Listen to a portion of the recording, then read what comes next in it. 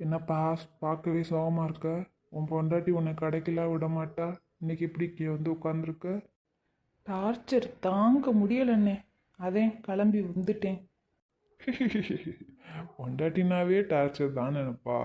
அண்ணே ஒரு strong tea. யாருப்பா அது? யார்? வா வா.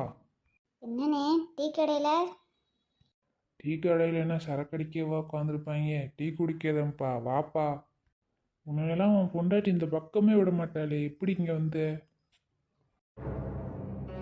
நொய்யு நொய்யு நொய்யுன்னுட்டே இருக்காண்ணே, அதையும் கிளம்பி வந்துட்டேன்.